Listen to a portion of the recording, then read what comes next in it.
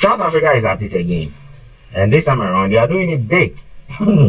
This time around, they are focusing on Africans. You understand? And then they are focusing more on blacks.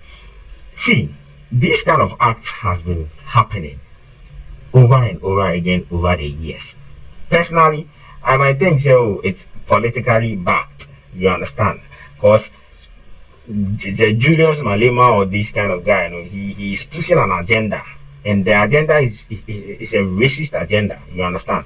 Personally, that's what I think. Because if you are in a country whereby it involves two races, which is the white and the black, and all of you are doing good, or you feel like maybe my race is not doing good, you should check yourself first.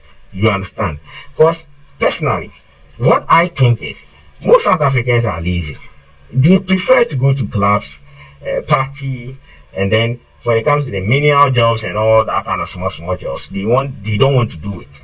Their ladies want to, to work. They're not taking jobs of white people. They're not taking over businesses of white people. Is there a thing called taking a business? Is there a thing called taking a job? Either someone was not taking the job or someone was doing something like with these big ass and all that, and then the gentleman too also wants to drink, club, and do all those kind of things, show out money.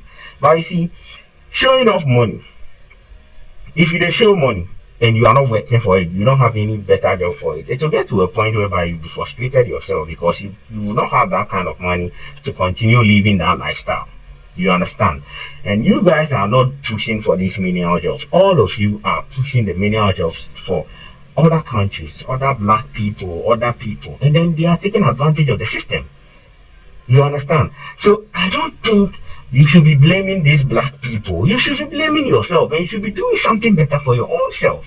At the end of the day, if you work hard for yourself, I don't think you would have time to be on the streets to sack people, to be doing the job of the immigration. No, you cannot be doing the job of immigration if you are doing good for yourself. You are doing good for yourself. I know you mind your own business and do something for it. Except it's politically backed and you are doing it for your political selfishness. The minute you talk about South Africa, sometimes the only thing that comes to mind is xenophobia.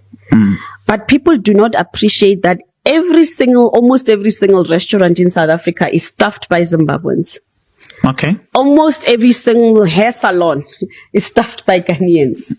And then you look at academia, most of the professors, the engineers are from other countries. How do we begin to tell a story that says, actually, yes, there are those challenges, but actually South Africa is built on the bedrock of doctors from the DRC who are servicing South Africans in those hospitals.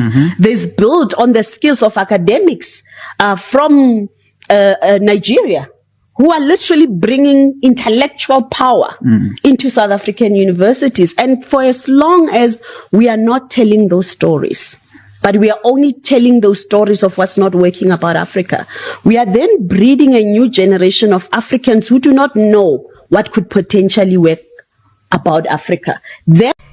You understand? Except that over the years, we've seen so many Africans migrate from their countries to South Africa. You understand? And when they get to South Africa, they've been taking these normal mini jobs, the barbering, the hairdressing, the normal jobs, and they are doing it, and that's their target. Because to me personally, I don't think most of these South Africans are taking the opportunity to learn how to braid, learn how to barb, and learn how to trim people's hair and all that. I don't think that they're taking advantage of that. You see, we are in Ghana, and most of these young ladies are learning. They are learning something they can do with their hands. I don't know for South Africa, but if you people are not doing it right, it means you need to sit down. You need to sit up and do something better for yourself. Because if you are doing good for yourself, I don't think you will have that time to go and be chasing people on the streets. You cannot do the job your immigration are supposed to do. You are doing a job for immigration, and why are you paying the immigration? You don't need to pay them. You should let them go home and then you can do the job for them. You see, irrespective of anything that's happening or everything that's going on right now, we should know that we are all Africans. We are blacks. If we fight ourselves, a day is coming that we will be no longer available to defend each other. You understand? During the apartheid time, Ghana helped a lot. Ghana gave passport. Ghana taught a whole lot of South Africans, giving them passport and then letting them school in Ghana and all that. Ghana also helped financially during the J.J. Rawlings time. Over $1 million sent to South Africa to support them. Aside that, most of the people in all other African countries, including Ghana, they all boycotted a whole lot of things just to do what? Protest for the freedom of South Africa. So I don't really get it. I don't really understand why you should be focusing on your fellow African who really helped you and pushed for your independence in 1994. You understand? I don't get it. In any way, fine. You gain your independence and you are not recognizing these people. Even if you are not recognizing other Africans for standing for you, standing firm for you and protesting for you, you should accept or you should know that Nigeria played a very huge role. Nigeria played a very big role in making people, like in helping people economically. They sent you a whole lot of funds.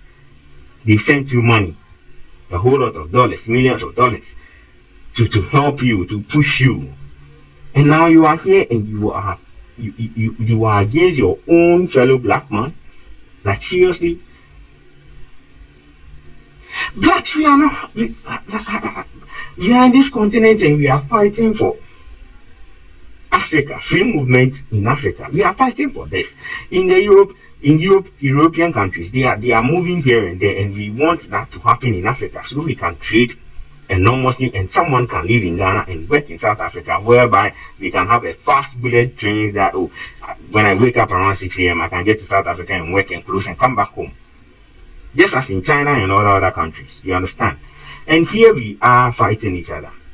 Yeah, here we are fighting each other. So what is the dream all about? The dream of making Africa great is down the drain. We are just flushing it down the drain. You understand? Look, there are so many ways to tackle these kind of issues, whereby we can do it diplomatically, whereby your government can contact the government of these foreign nationals and then organize, check those who are not with good paperwork and then send them back home, deport them diplomatically. You understand? You can protest. No one is against that. But to the extent of harming them, it's very wrong. No, that one, we will not accept it. Because you are creating a platform whereby Africans can have something to say. Africans can boycott South Africa with a reason, and the reason is what you guys are doing now.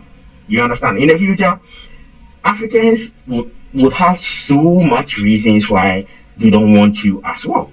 You understand? And to be frank with you, you also have companies in other countries. If you are saying they should go, they can also boycott your companies. And economically, you will be down. If African countries are putting economic sanctions on you guys, it's going to be hell for you. It's really going to be hell for you. You understand? Because, hey, I'm sure you people do shipment from all these countries and all that, and you are using either using the Egyptian canal or probably the Strait of Hormuz. Okay, let's talk about Egyptian canal, because with the Egyptian canal and all those kind of things, I really don't get the name, but then yeah, if you are using it, Egypt can also say, okay, fine, this is what you are doing to your fellow African nationals, so we are also not going to allow any South African ship to pass through this canal. And what is going to happen? Huge issue. You understand? So I think personally, we should sit up, check the things we are doing wrong, correct them, and make sure that we are not doing anything that will go contrary to the peace we have in Ghana or we have in Africa. You understand? In Africa, we do have a whole lot of peace, and you guys are the ones. Once every 4 years, once every 3 years, you are pushing for a whole lot of blah blah blah blah, unnecessary xenophobic attacks and all that, and it really doesn't sit well with me, because personally I think we can do something right, and we have to do it the right way. We cannot just come and sit and talk about the freedom of Africa without speaking about Ghana, without speaking about Nigeria, without speaking about all these countries, even Zimbabwe and Zambia, without speaking about all these countries. They've all helped you once. And so if you are sucking them, you can suck them in the right way, but you don't have to attack them. No, that's inhuman or inhumane, you understand? So we need to do something good about all these things diplomatically, speak with the countries, the consulates and all those kind of people, blah blah blah, and then make sure we do it the right way. But then woe unto you. This thing that you are doing, it can create more issues for you, because if you sack everybody from your country, definitely you would also want to travel, and you would also have issues, or you would face issues from these African countries. That's my humble plea, and that's the only thing I can say for now. So on this note, Skele will say catch you on the next episode, or in the next episode.